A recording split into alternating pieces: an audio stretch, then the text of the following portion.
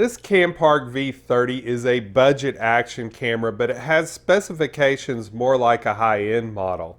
It's 4K, it's gyro stabilized, it has a touchscreen display, it has Wi-Fi. The case here is waterproof to 30 meters. It has 2 batteries, and this box down here is full of accessories. I will unbox this Campark V30, go through the setup process, and shoot some test footage coming up on ThriftyAV.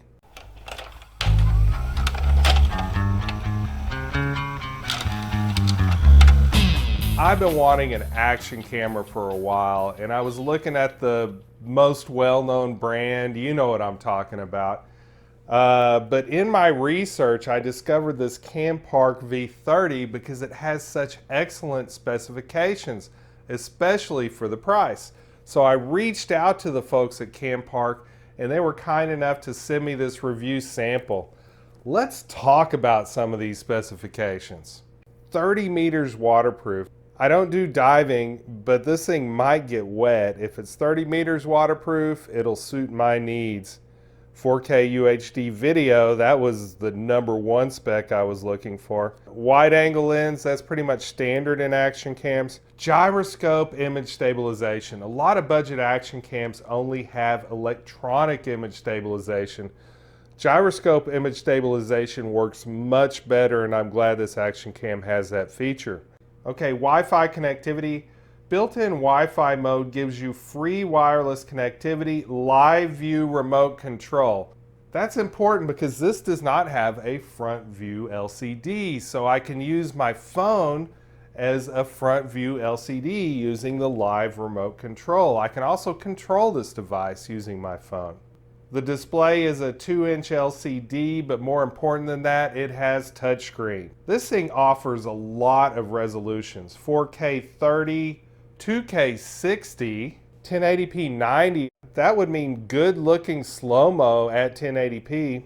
And if I drop down to 720p, I can get 120 frames per second out of this thing. That's pretty awesome. The video format is MP4, but the compression is H.264, H.265. Not all of these budget cameras have H.265 because it takes some processing power to encode that. It has good photo resolutions. Working mode: normal video, slow motion, loop recording, time-lapse video, normal photo, burst photo, lapse photo. Storage is micro SD card up to 128 gigabytes, and it has 2 1350 milliamp hour batteries. As pretty as this box is, it's time to get into it. Let's unbox this thing. It's completely wrapped in cellophane.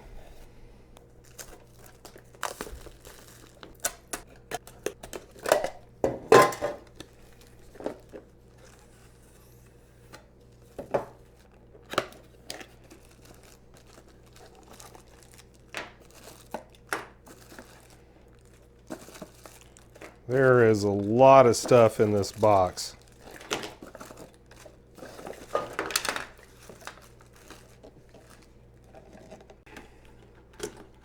Surprise, your experience matters. Here's some support contacts. Here's the booklet. The booklet is entirely in English. Let's organize all this and see what we got. The camera itself came in this waterproof housing. I'll take it out of the housing in a little bit. There's an optional back door for the housing that'll allow you to strap mount. Has different size screw mounts. Here's some straps over here. Here's some self-stick stuff.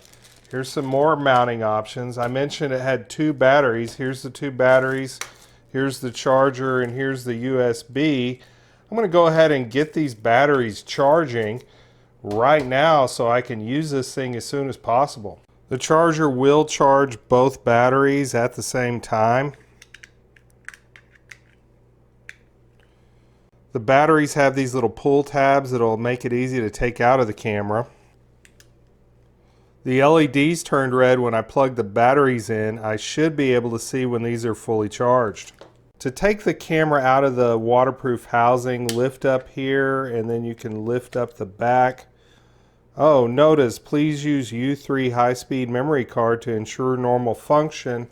And I got one of those here. It'll take 128 gigabytes. This is a 64 gigabyte, but it will work. And then the camera just slides out the back. It has some protection in front of this lens. Let's pull that off. And it has that protection on the back. This side of the camera has the micro SD slot, a micro USB, and a micro HDMI. This side of the camera has the up and down menu buttons for when this is in the housing and you can't use the touch screen. Okay, it said it would take 2 hours to charge these batteries. It did not take that long. These lights are now blue, so these are charged. So I'm going to take one of them out. Battery loads on the bottom, so slide that out. And the contacts are on the left side, so I'm going to put that in right there. So that appears to be a power button, so let's hit it. Oh, that was neat. It made a little sound. No SD card. Well, let's fix that. Please format SD card. I want to see if I can format it in here. Okay, in the menu I found format card. And I'm going to confirm. Format successful. Okay, I'm going to gather all this stuff up, put it in a box, and take it with me. I've been playing with this for a couple of hours now, so I'm ready to talk about some of the menu settings. First of all, to power it on, you need to do a long press of the power button. And that's a startup noise. Okay, the first thing I want to talk about is what you see when you first start it up. So to do that, I'm going to go ahead and do a factory reset on this. So that is the little gear button in this reset. Reset to factory, confirm. And now it is doing a factory reset. So when you first start this thing up, you'll see a little short tutorial. It says select mode, check the settings, enter album, slide down for quick menu, slide left and right to switch shooting modes, press the shutter button to start shooting or to snap a picture. Okay, and here's some recommended cards. All right, this right here, I'm going to hold this real close to the camera. This QR code does not show up again ever. So if you want to use this QR code, you need to use it with this initial startup. I clicked the Google Play QR code and it brought up the app RoadCam. I would have never known that this was the app I needed to control this without clicking on this QR code. It says enjoy your 4K sports camera. Okay, let's explore some of these menu items. So here we have resolutions. I want to set it at 4K 30. I want image stabilization on for now, and I'll show you why in a few minutes. I'm going to leave the gyroscope on at all times. Video encode. I'm going to go ahead and do H.264, but I think it's cool that H.265 is an option. Slow motion I'm not going to do today. Still photography I'm not going to do today. Time lapse I'm not going to do today. Loop recording I'm not going to do today. External microphone. I don't have an external microphone for this yet, so I'm going to leave that off. Audio record, yes. Exposure value, it defaults to 0. I'm going to leave it there and see how it looks. ISO, I'm going to leave that on auto. White balance, I'm going to also leave that on auto. Meter, not sure what that does, but I think average sounds good. And color, natural, black and white, sepia. Natural is what I want. Now let's click the camera menus. Resolution, burst photo, delay timer, and photo timer. In the little gearbox menu, is settings for this camera. Like the sounds, I'm going to leave that at default for now. Distortion calibration is kind of neat. I'm going to turn that on, I guess. Angle. 170 is a very wide viewing angle, but you can go tighter with the angle, as tight as 70 degrees. Diving mode, well, I'm not diving. WDR, I don't even know what that is. I'll have to look that up. Auto power off. It's set to 3 minutes. I'm going to change it to 10 minutes. I have another battery charged up and ready to go. Date stamp. I do not want date stamps on my videos. So I'm going to turn that off. Power frequency in the United States, it's 60 Hertz, so I'm going to go with 60 Hertz. Format card, I already formatted it. Okay, there's the factory reset I showed you earlier. And then about tells you about the camera. Okay, I'm going to swipe down because I want to talk about the Wi-Fi. This thing outputs its own Wi-Fi signal with its own ID and password. So if you want to use your phone as a remote device, you need to connect Wi-Fi to the settings there, which I believe is a pretty standard password. It's just the numbers in order. Yours will probably be the same. And now I am connected via Wi-Fi from my action camera to my phone. So now I'm going to launch the RoadCam app. So let's take this camera outside and shoot some footage using my phone as a remote.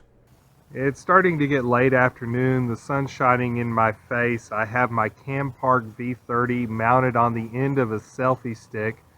I'm talking into the built-in microphone.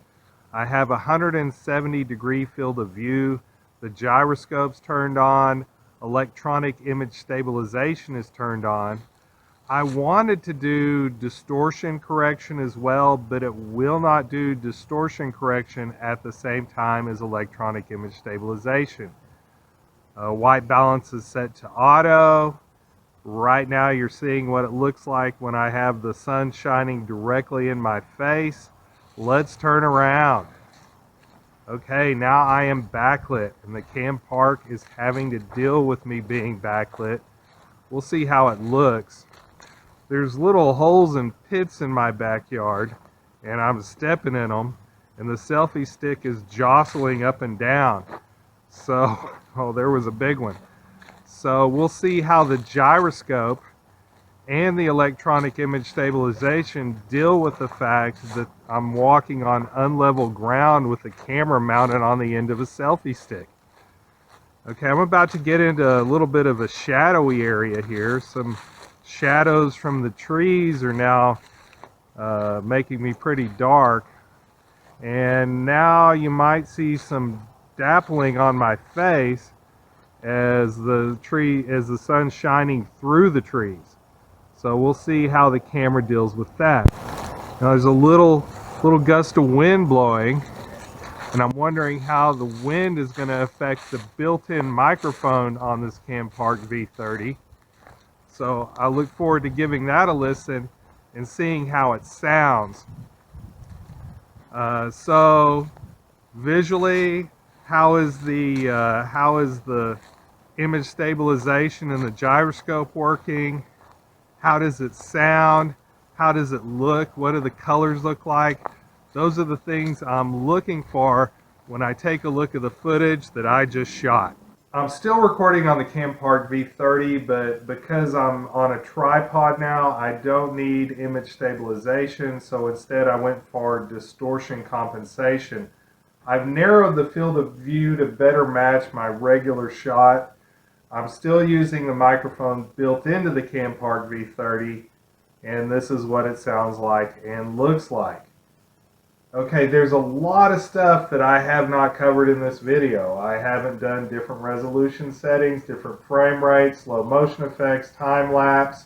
I want to do an A/B test with and without gyro and an A/B test with and without electronic image stabilization. I want to talk about all this different mounting gear and ways to mount the camera. I want to talk about some of the manual settings on this camera instead of using automatic. And I want to talk about the still camera functionality. But this video is starting to get a little bit long, so I'm going to have to save that stuff for another time. Meanwhile, if you enjoyed this video, please like and subscribe. Thank you to my patrons for supporting this channel. There is exclusive content for anyone who wants to contribute $1 or more to my Patreon page. Thank you to my subscribers, and remember, stay thrifty, everyone.